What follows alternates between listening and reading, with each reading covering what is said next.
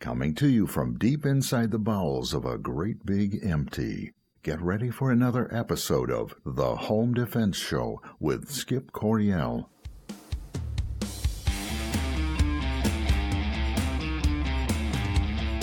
Hello, American families. Welcome back to this week's episode of The Home Defense Show. I'm your host, Skip Coryell. And if you love your family, care about them deeply, and want to learn how to protect them in every facet of your life, then you've come to the right place. We have a great show for you today, and I know that you're going to love it.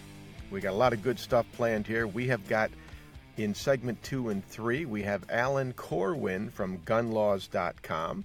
Alan and I have a lot in common. We're both publishers, both Second Amendment activists. We're both published authors. We got along great together. It should be a great segment 2 and 3.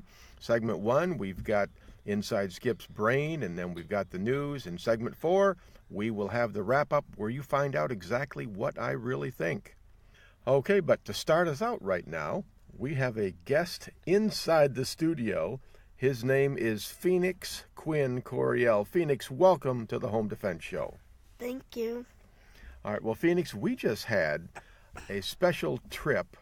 We went all across the entire United States of America. Where did we go? Oregon?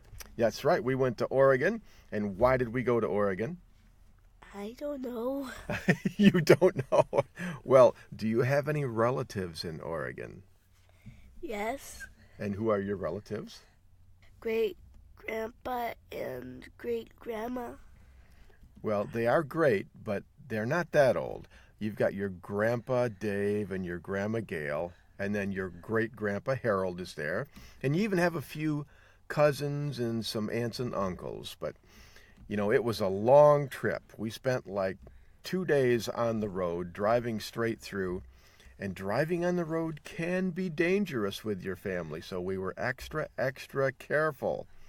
And Phoenix, you were very, very helpful. You were part of the security, the family security on our show, weren't you? Yes. That's right. We went all the way across the country. We did it safely. And what does it mean when Daddy is stopped at a rest area and I have to get into the back of the van? What did Daddy ask you to do when he had to do something like that? You would ask me to watch your back? That's right. And your job was, you were kind of like a guard, weren't you? Uh-huh.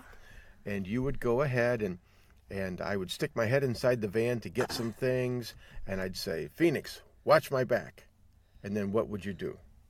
I'd watch your back. That's right. You would stand back there with me, and you would watch behind me to make sure no one snuck up on me and tried to hurt anyone in the family. And I thought you did a fantastic job about that. What do you think of that? Thanks. You're welcome.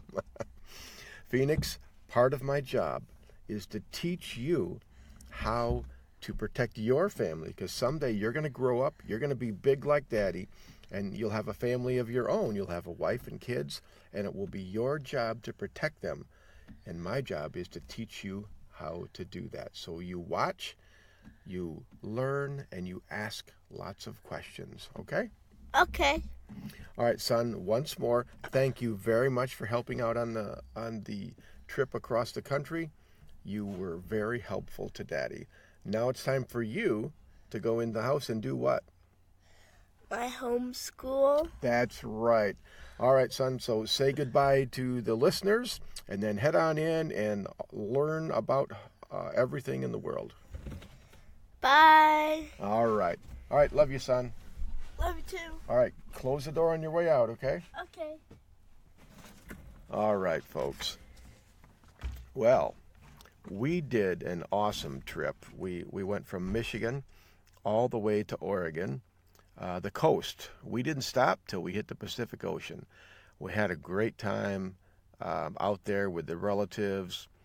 But I got to tell you, there's something about sleeping in your own bed that is just satisfying and fulfilling. And, when I go on one of these long trips, after 4 or 5 days, I'm ready to come home, simply because I'm a homebody. I always have been.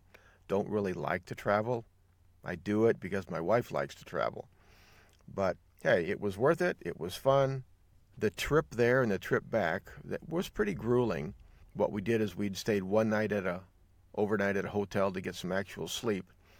And then the second night, we would just drive straight through the night. Sarah and I would trade off driving, like 2 hours driving, 2 hours sleeping, or at least trying to sleep, get as much good sleep as you can in a car seat, slightly reclined, because that minivan was packed to the gills, probably 1,000,000 pounds over the weight limit. But we made it. It's difficult for me because I'm always on high alert when I'm traveling with my family, and we're talking 3 days of travel there, without much sleep at all. I especially do not like stopping in rest areas.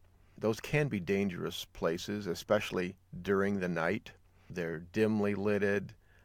Typically, you're the only ones there unless someone shows up, and I've heard of people being ambushed in places like that. And at night, the kids are sleeping.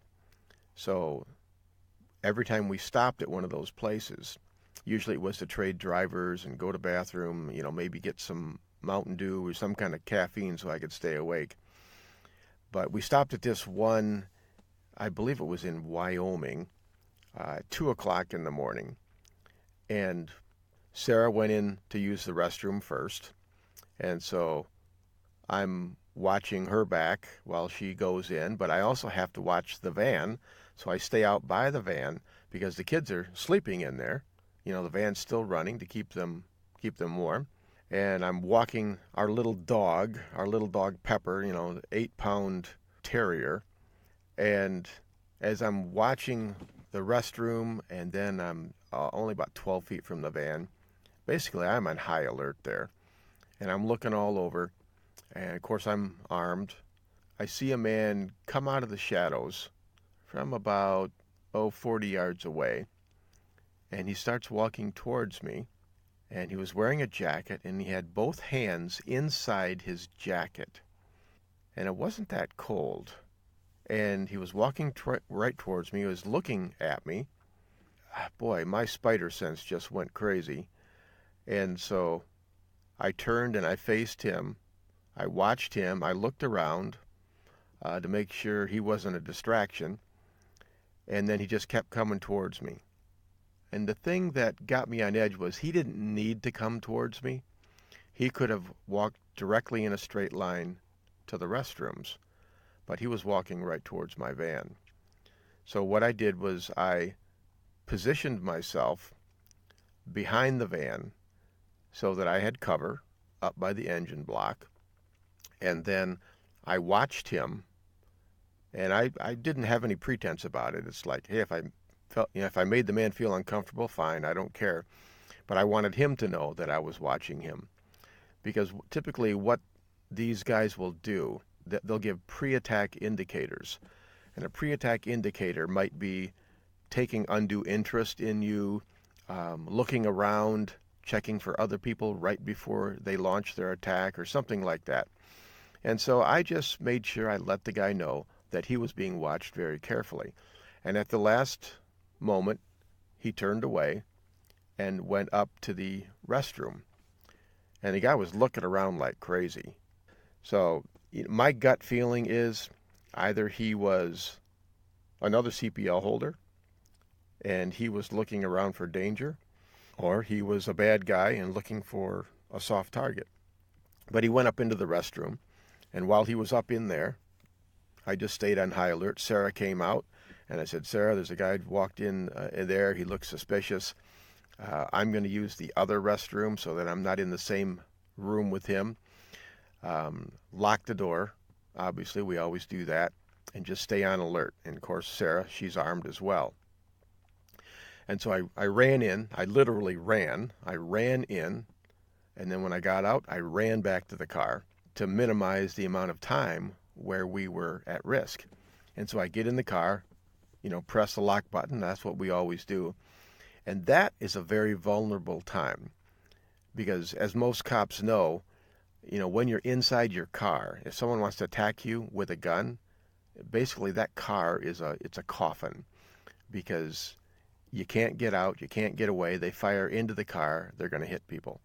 So I get in there, and then I look up to the restrooms again, and there's that man, and he's walking out, and he's walking right towards our van again. And I said, Sarah, let's go. And of course, she's digging around in her purse, trying to get ready, putting her earbuds in and all this stuff. I said, Sarah, let's go now. And she says, what? I'm getting ready. I said, Sarah, put the car in reverse and get out of here. So she looked up, she saw the guy, understood. She put the car in reverse, and that guy was about 10 feet from the van when we started moving. And he still had his hands in his pockets, and he stopped at that point, and we just got out of there as quickly as we could. It's really quite possible that we did thwart some type of an attack on the road. And when someone comes after you, even after they know that you're on high alert, that is brazen and determined. So I really think that we did thwart some type of an attack that night. And of course, we had some other interesting things that happened. We got pulled over by the Idaho State Police, and that was kind of fun. He was a nice guy, though. Once he realized that we weren't a threat, he relaxed. And of course, he came up to the car on high alert, the way he should do. I believe he had his right hand on his gun as he came up. Then he saw Sarah and I and the three little kids in the back. He relaxed a little bit, and then we talked. And, he had pulled me over because in Idaho, the speed limit is 80 miles an hour. So they have a law that says you have to have your turn signals on for 5 seconds before you switch lanes. I had never heard of that before. But he explains that, we do that because a lot of these people will go 90 miles an hour, and if you pull out in front of them, they will just hit you. And so that kind of made sense. But, we had a good little talk. We talked about some firearms. He asked about firearms laws in Michigan, and then he talked to the kids a little bit, and he just said, hey, this is just an educational stop. Just wanted to educate you on the laws of Idaho. So had a good time all the way around. We had a safe trip. I didn't like being disarmed the entire time that I was in Oregon, but hey, what are you going to do? Nothing you can do about that. I had my measly little pepper spray and my deadly Marine Corps hands. But hey, what about the news? Maybe we'll do news in segment 4 if we have time. But right now, basically, the news sucks. The news is bad. Half the world wants to destroy us. Other than that, hey, it's a good day. It's raining here in Michigan, and we have got Alan Korwin from gunlaws.com coming up in segments 2 and 3. We're going to have a great time with Alan. I expect you to learn a lot. Okay, folks, that's it for segment 1. Don't go anywhere. This is Skip Coryell on the Home Defense Show. We will be right back.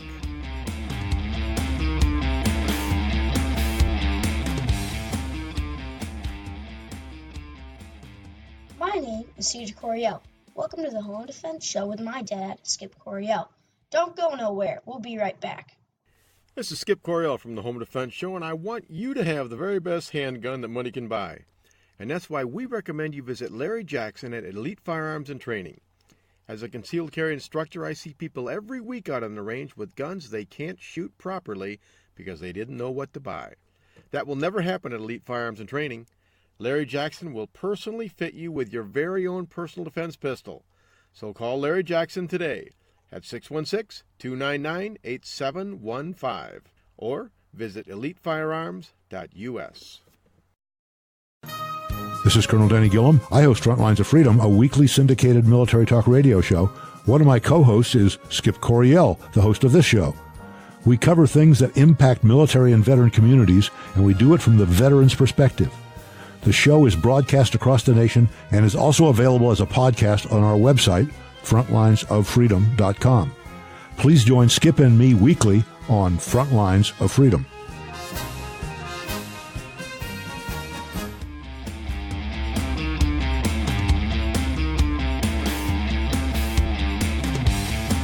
Okay, folks, welcome back to the Home Defense Show. This is your host, Skip Coryell.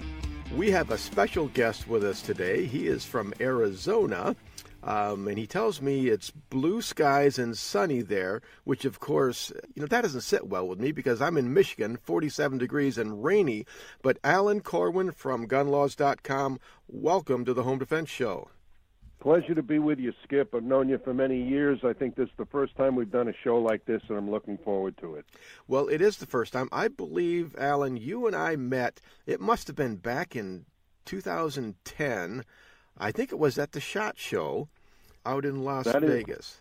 That is the first time we actually met, but we've known each other for a good bit longer. But that was a wonderful time. I think we met in the press room with a whole bunch of other gun-oriented geniuses, and we had a wonderful time. Yeah, we did. We were organizing the Second Amendment March at that time, and boy, I tell you, I met so many good people like yourself when we were doing that gig there. But Alan, what I want to talk about today is, you have you own a publishing company, like me, called Bloomfield Press, and you've got gunlaws.com. You do a lot of good things, and I just came off a really big trip traveling all across the United States. So I want to talk about what does Alan Korwin do pertaining to, traveling with guns? Well, the first book I ever wrote, The Arizona Gun Owner's Guide, described all the gun laws for people in Arizona in plain English, and it included a section on traveling with a firearm. That led to, in my career now, 10 books on gun laws, including an unabridged guide to federal gun law, and we carry about 300 different products on firearms, tactics, strategy, travel. We have a 50-state traveler's guide written by an attorney in Kentucky that people use, the traveler's guide to the gun laws of the 50 states, because people want to be able to travel like you just described, keep a firearm with them for safety. There's something you never hear in the news. Guns are for safety. And just in case of a desperate emergency, you can protect yourself because it really comes down to you. You're the first responder. And that's what my company, gunlaws.com, and Bloomfield Press are built around. But, Skip, it's not really about having the gun. It's about avoiding the need to use it. Because if you need to use it, your life has changed so dramatically that it's always best to avoid a gunfight instead of winning one. So while we're looking at what the laws are and where you can carry and what you can carry and how you can carry and when you can use it, you really do better to avoid the gunfight and not be in the place where you need the gun, but you have a right and you ought to be able to carry it, have it, be legal, not have to worry. And that's what Bloomfield Press and gunlaws.com is all about. Alan, I agree with you 100% on that one. I will go to great lengths to watch, good situational awareness, see what's out there. And most of the time, you can see an attack coming. You can avoid it. You can get out of the way, run if you have to, whatever you got to do to avoid that fight. Because, man, you get your butt in the criminal justice system ringer. And, boy, sometimes that's just as tough as being mugged. So I agree with you 100%. When I got started, there were a lot of people whose attitude was, you come in my house, you're dead meat. And you mean I have to read this book before I can shoot somebody? And that was just so wrong. And now that's more than 20 years ago. Now people are looking for H.R. 38, the National Reciprocity Bill, so that if they've got a permit in their home state, it's recognized everywhere. And people do travel armed now much more than they used to, but it works because they travel discreetly. I don't like saying concealed carry. I prefer discreet carry because that's the social and cultural norm. You look like any other person. You're carrying a firearm. Nobody knows it, so nothing happens, and everything's fine. If you were carrying openly and the police saw you, they would stop, they would ask, they would check your gun, they would point it at you, because that happens a lot when police take a person's firearm. They handle it poorly. Their safety handling is not up to par.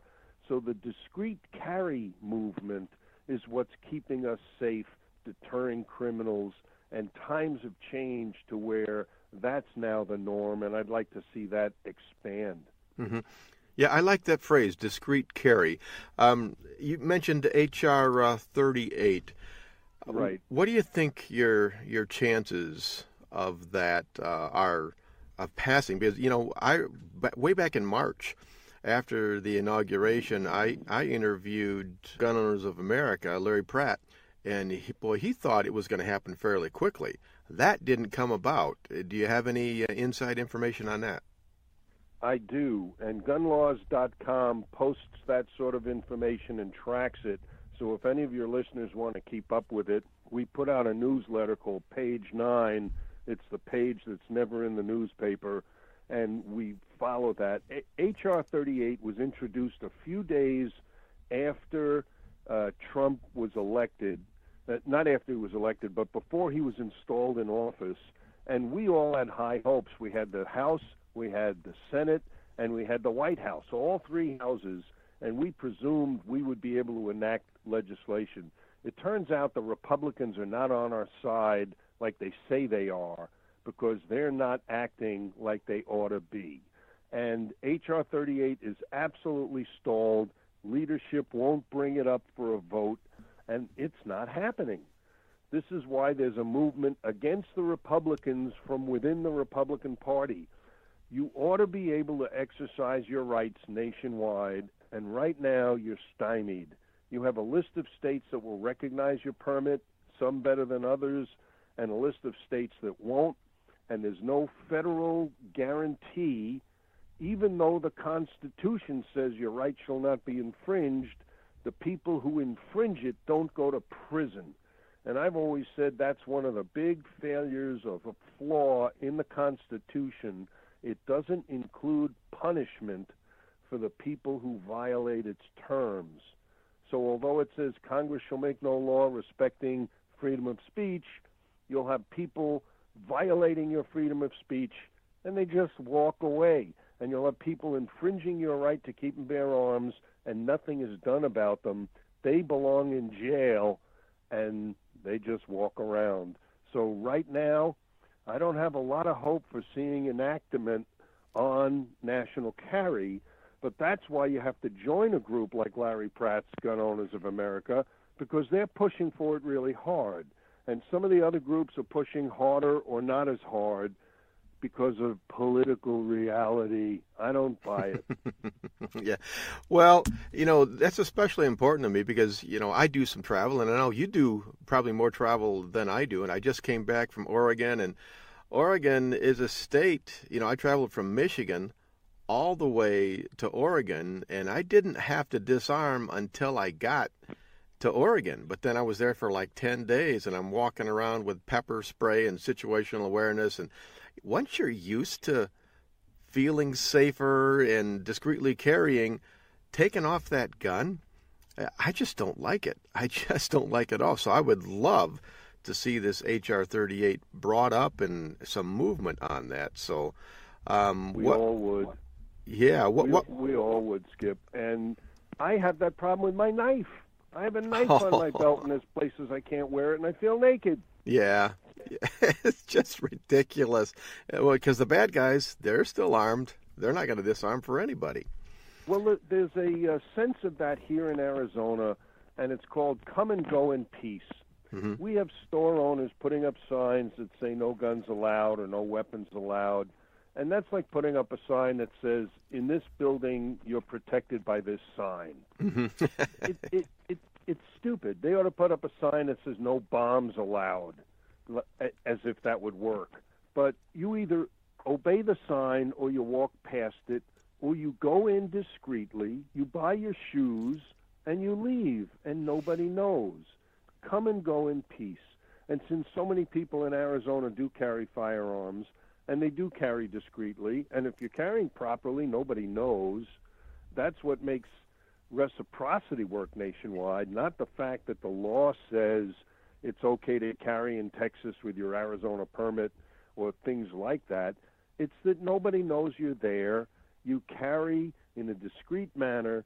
You come, you go, everything's peaceful. You don't change the operation of the place you're in, And I write about this all the time at gunlaws.com to try and spread the idea that peaceful citizens aren't the problem. The real problem are the hoplophobes, people with a morbid fear of guns who put up signs and think that makes them safe, or are afraid of people like you, Skip, who have a firearm, aren't going to do any harm, make the place safer, and they're afraid that you're there if they knew you were. Yeah, if we could just live and let live, that would be fantastic. Because when has a sign ever stopped an active shooter? It's never stopped a madman from coming in and shooting up. If anything, it's like bait. It's like madman bait. They see that sign, they look for that sign, and they go in and mayhem. They kill as many people as they can. I don't like that phrase active shooter, because anybody who goes to the range is a shooter. Shooter is a good word. You're talking about murderer, killer, spree killer, psychopath, psychotic. The media loves to call these people shooters and mass shootings. These are mass killings, mass murders, psychotic events. If we start calling them murderers and psychotics, we'll start looking at the mental health problem, because nobody used to do this when I went to school. This was unheard of. And everybody had guns. You could buy guns mail order.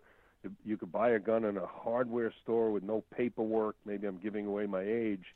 But it was so much easier then, and people didn't go crazy. Yeah. There weren't these mad individuals running around. I don't even like gunmen. They talk about gunmen. That's sexist, and it demeans guns. You're talking about psychotics and insane people, and there's more of them. And they're being provoked and promoted by Hollywood and TV. Every night you see it on TV, senseless, meaningless, immoral murder and slaughter, and Hollywood says it has no effect, and the body counts keep piling up. Of course it has an effect.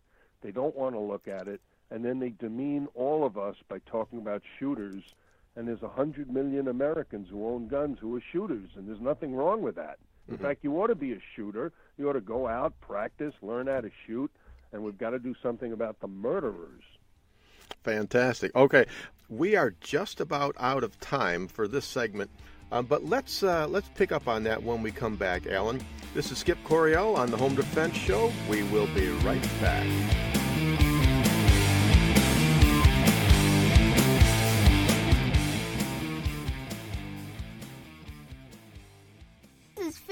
Coryell on the Home Defense Show. Always use guns safely and wisely.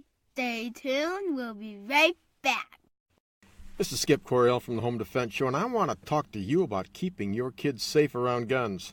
I've never been a big fan of trigger locks, but I have to tell you, I have found a product called Child Safe One. It's a trigger blocker, not a trigger lock, and it works fantastic.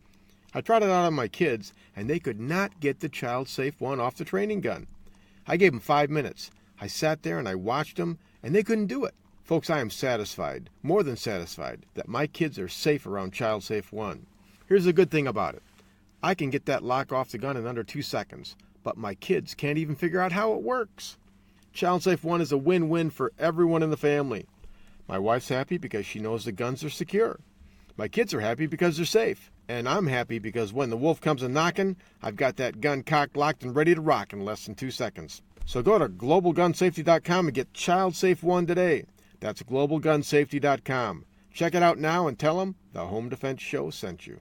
Wouldn't it be wonderful if life was like the movies and the good guys always won? In today's world, if you're forced to use your firearm to protect yourself, you will need protection. Firearms Legal Protection is here for you. FLP provides you with seasoned, experienced attorneys that handle your criminal and civil matters as a result of you protecting yourself. FirearmsLegal.com provides its members with uncapped attorney's fees, bail bond protection, and coverage in all 50 states. We are not a reimbursement plan. You can access uncapped attorney's fees for as low as $10 a month. Firearms Legal members are provided with educational services, training videos, and access to our vast national attorney network. While you're protecting yourself, let Firearms Legal protect you.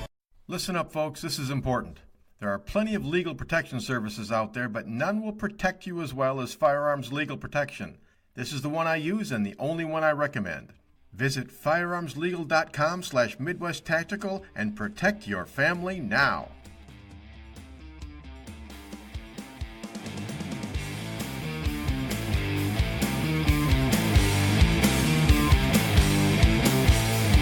Okay, folks, welcome back to the Home Defense Show. This is your host, Skip Coryell.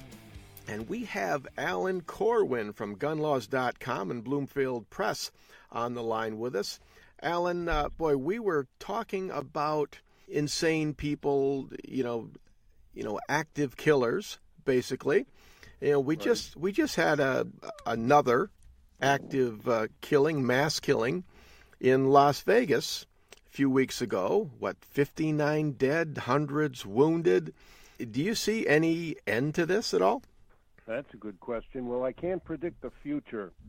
I do know that JPFO out in Bellevue, Washington, is promoting the Don't Inspire Evil initiative, where they're trying to get the media to adopt a new ethical standard or add it to their code of ethics, refrain from repetitive use of mass murderers' pictures and names. Yeah. The media likes to show their picture constantly and raise them to iconic status and use their names so that everybody gets to know them. This encourages more of the same and copycats.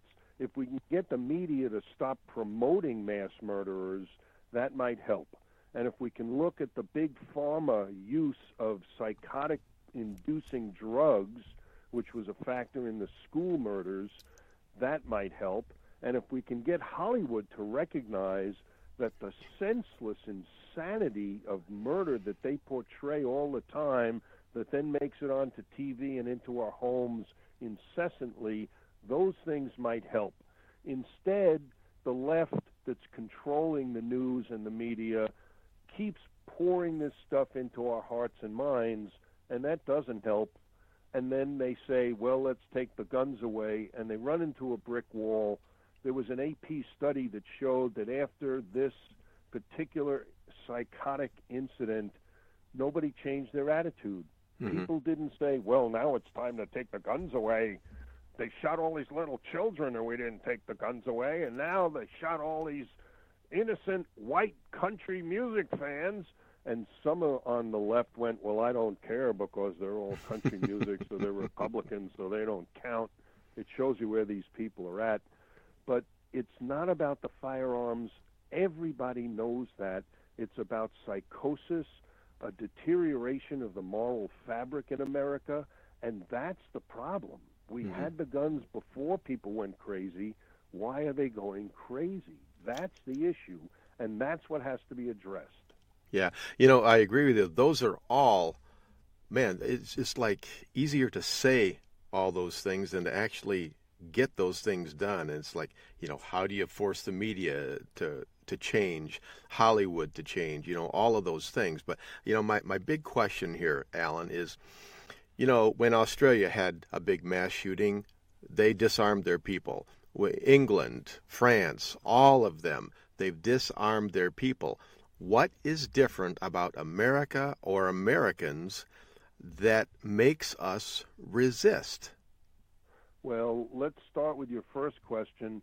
We can get to the media and to Hollywood through embarrassment, ostracism, humiliation, and the next time something happens, instead of yelling, let's take the guns away, let's start yelling, Hollywood's got to stop with the mass murder. And start putting the finger on Big Pharma and Hollywood and TV for the propaganda and programming. It is programming, and it's flooding us, and it is having effect. They're deteriorating our moral fiber, and that's having an effect, and we've got to start yelling in that direction. As far as comparing us to other countries, Skip, there's no frickin' comparison. We are the linchpin of freedom on planet Earth. There is nobody like us.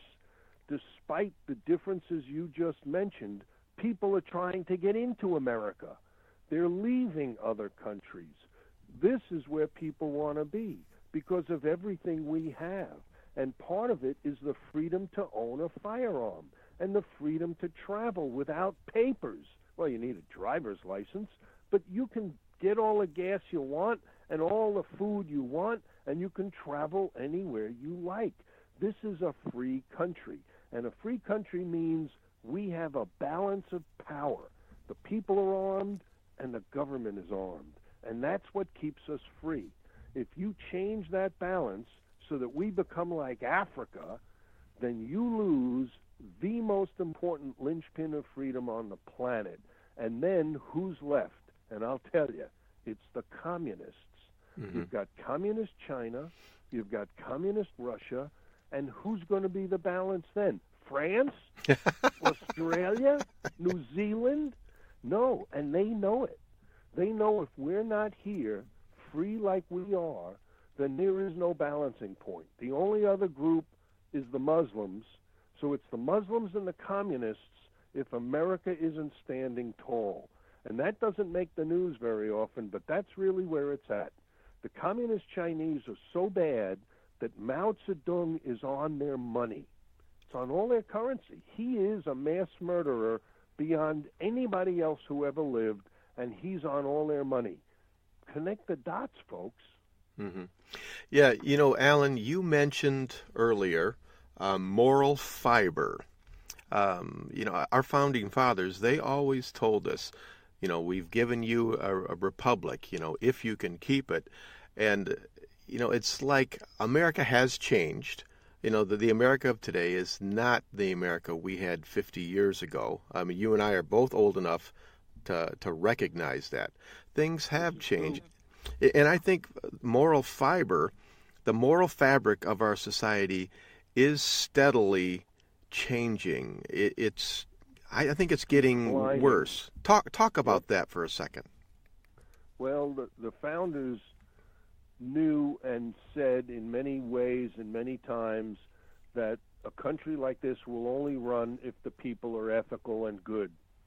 And they included religion in that. You needed to have a strong religious base.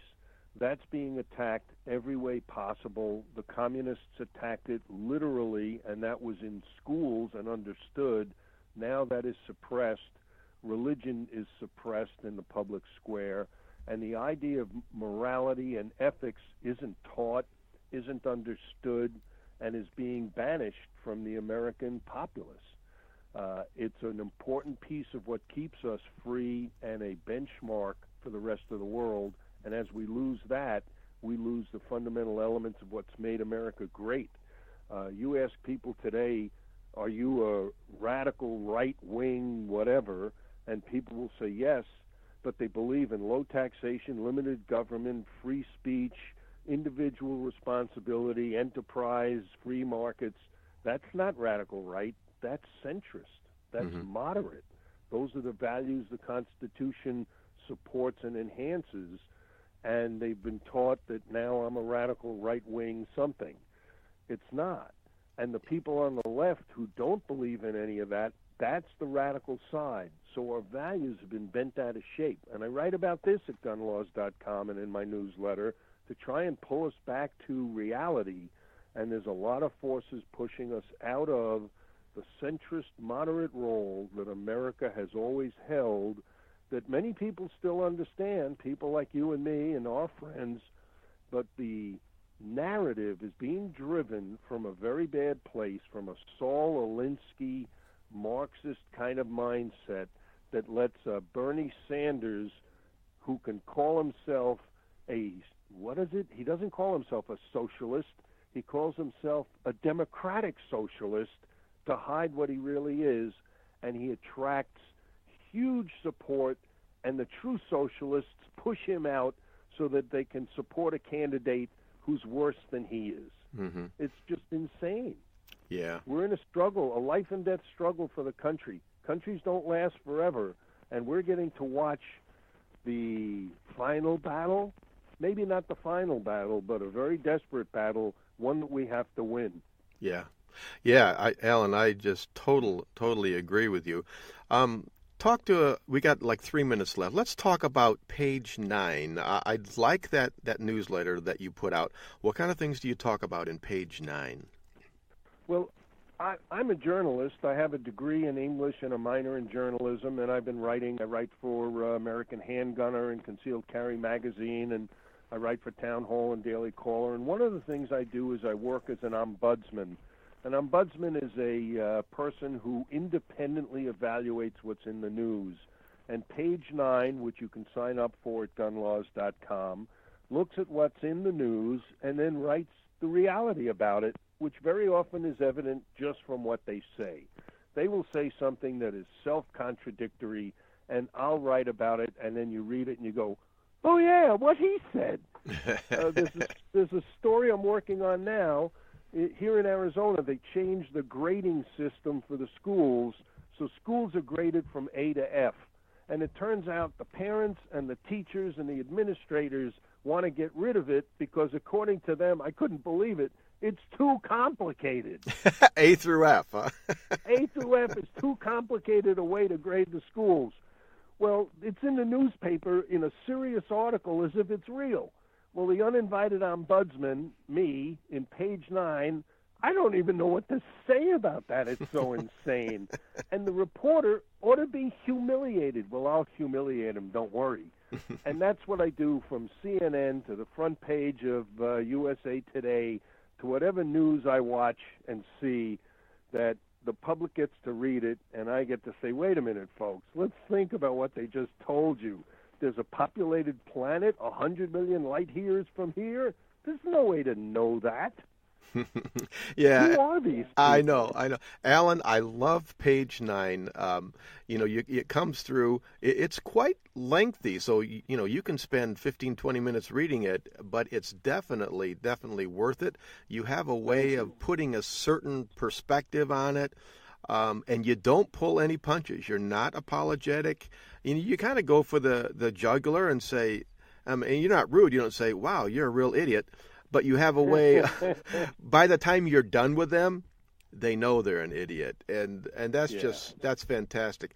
Alan, we are about out of time here for this segment.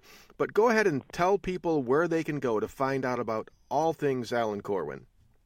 Well, if you want that kind of insight and my little bit of humor and see what's really going on in the gun world and the media, go to gunlaws.com, gunlaws.com. You can sign up for my newsletter. You can see all the books we have. I've written 14 books, including 10 on gun law. If you travel or if you're in a state, we have about 30 books on state gun law and tactics and strategy and things you need if you own a gun. Gunlaws.com is where to go. You can read my bio, sign up for my newsletter. I don't put out many. I save it all up, and then they do get a little bit long, so you can sit and savor them, not like a tweet that goes away in 2 seconds. This stuff has real meat. Fantastic. Alan, I'm sure I will be seeing you at the SHOT Show here coming up in January. But thank you very much for being on the Home Defense Show, and we will have you on again, I'm sure. And thank you for running the show and doing what you do, Skip. You're helping to save the country. All right, fantastic. Okay, this is Skip Coriel on Home Defense Show. The next 2 minutes, go on out to gunlaws.com. Of course, listen to our sponsors, and we will be right back with more on home, family, and personal defense.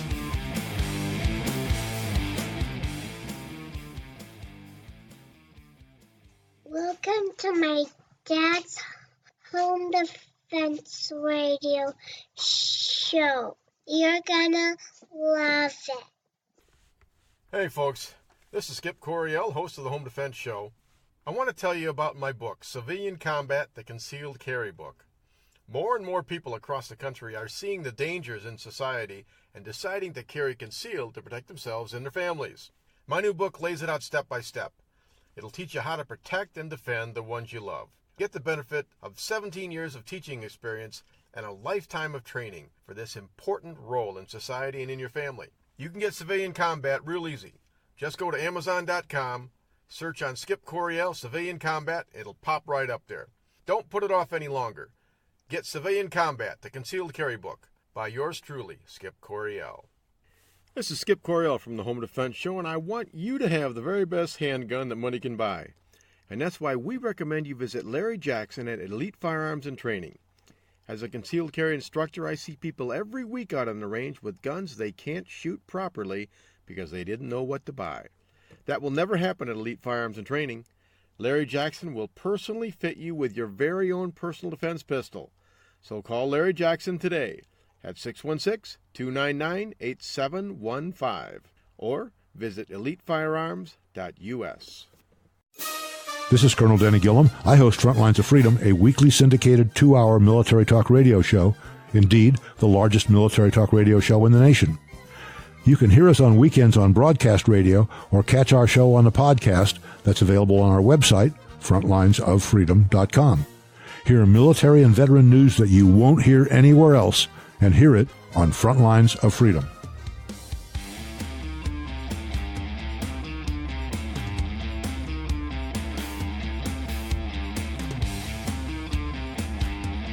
Okay, folks, welcome back to the Home Defense Show. This is your host, Skip Coryell. Oh, that was fantastic. I love that Alan Korwin from gunlaws.com. Boy, I've known him a lot of years, and I tell you, Alan Korwin is rock solid. He is steady. He does not compromise. He is all for human rights, the right to keep and bear arms. So I'm sure that you enjoyed listening to Alan, and he's very encouraging. But before we delve into the meat of segment 4, and I tell you what I really think, I think it's time to crack the dew. You know, I've earned it. I've waited all day to crack the dew. I know Mountain Dew isn't good for me. I just don't care. That's why I only have one a day. And that's another reason why it's so special to me. It's time to crack the dew. Oh yeah, here it comes.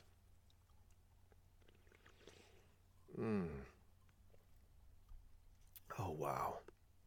Oh, that's smooth. That's smooth. Ice cold.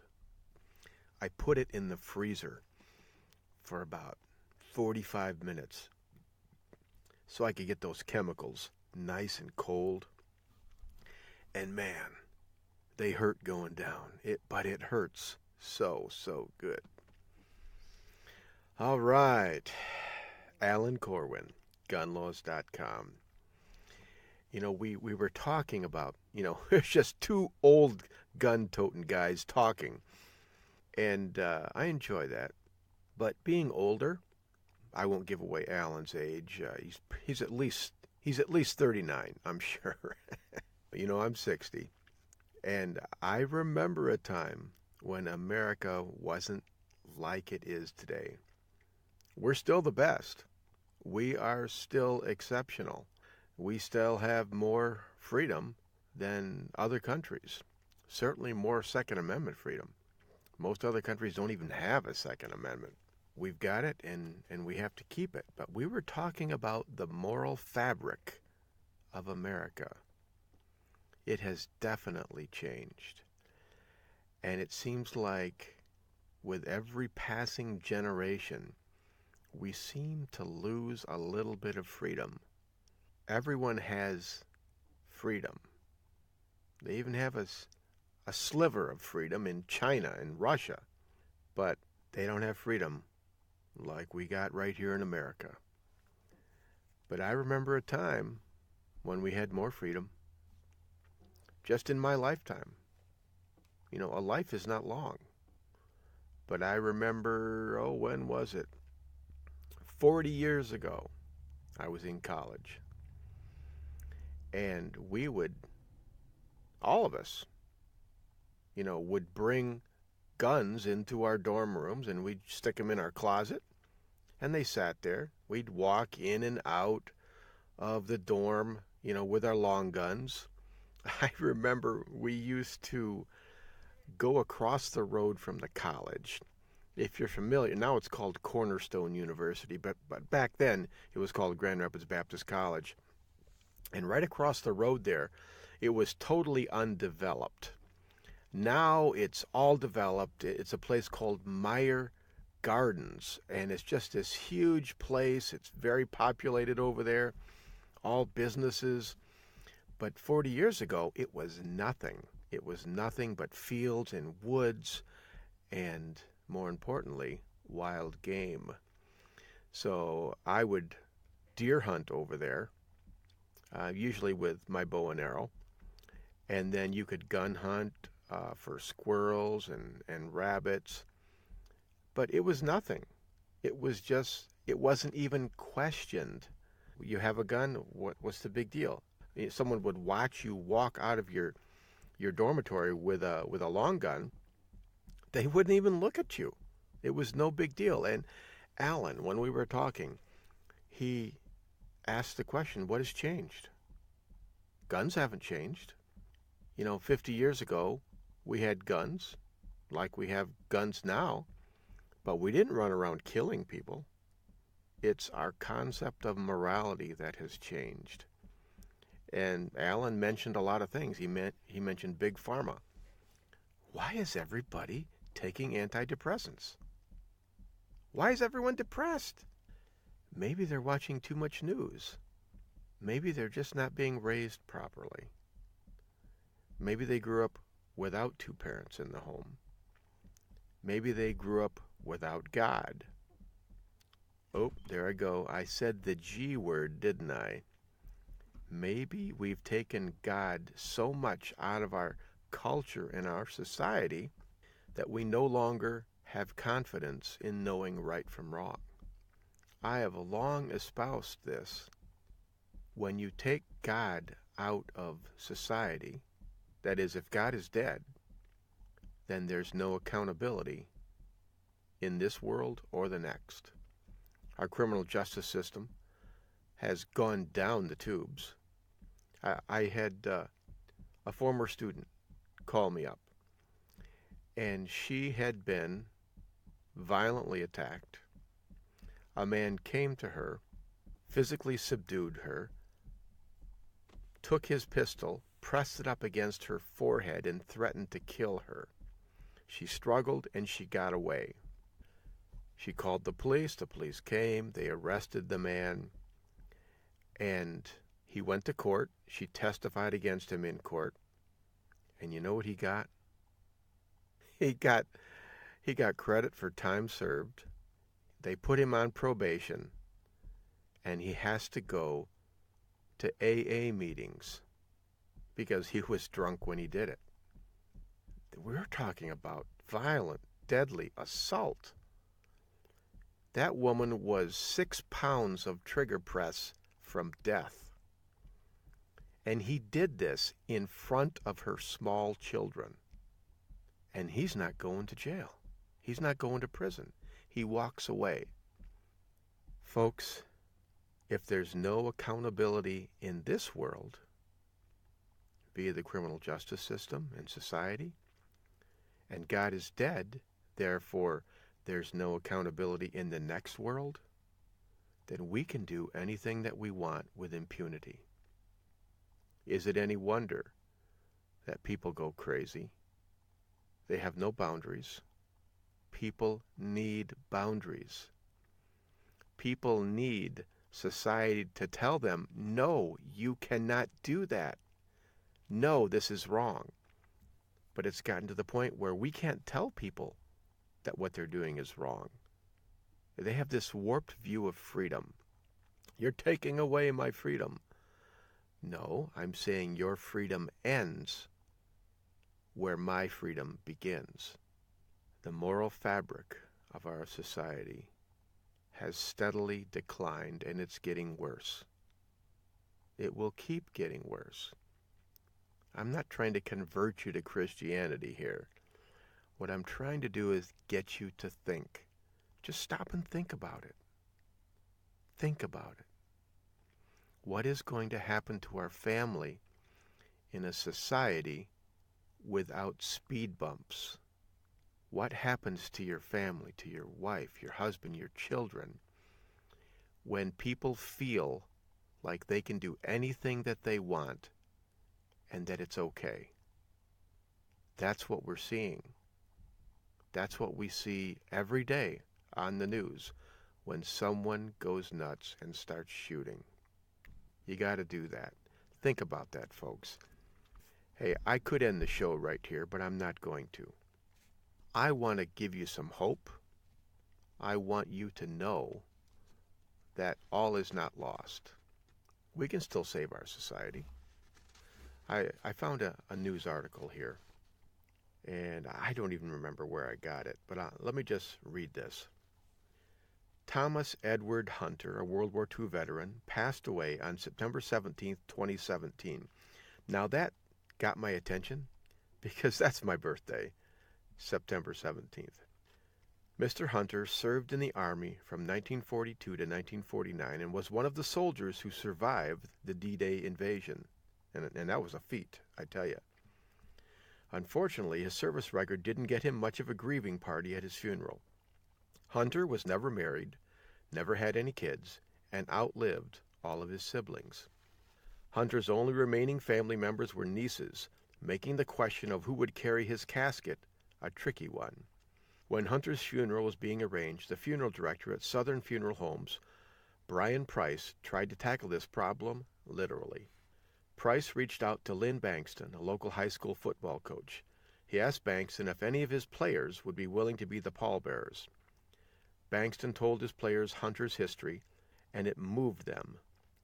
Lee Este, Brett Jurek, Justin Lawson, Christian Evans, T.J. Holman, and Matthew Harrell all volunteered to carry the man's casket.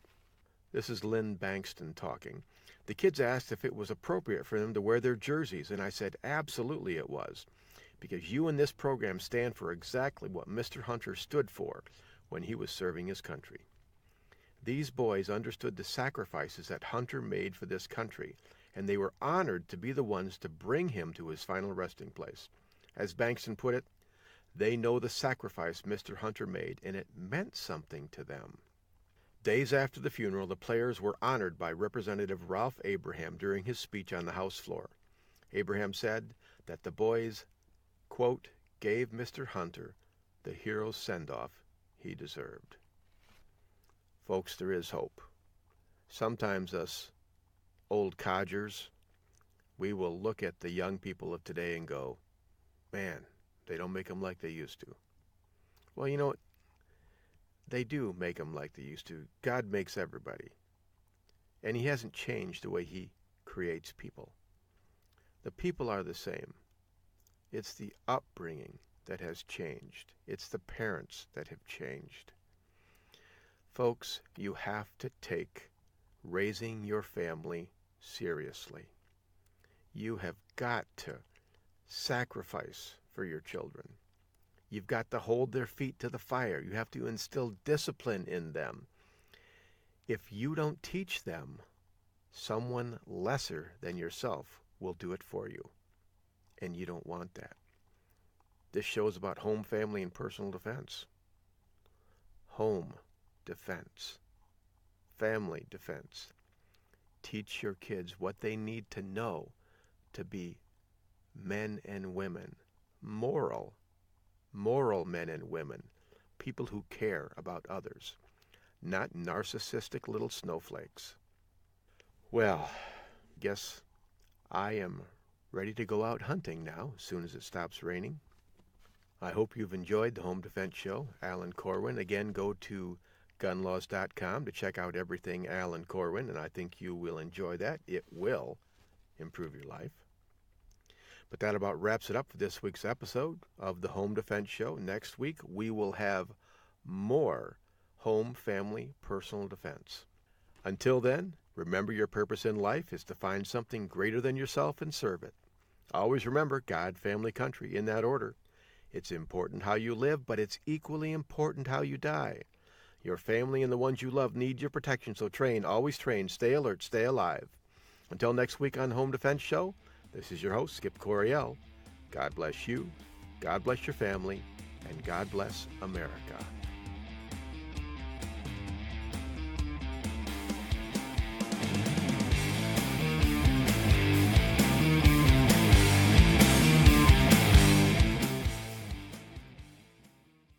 Thank you for joining us this week on the Home Defense Show.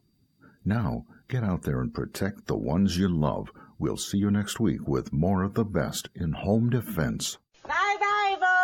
fun storming the castle.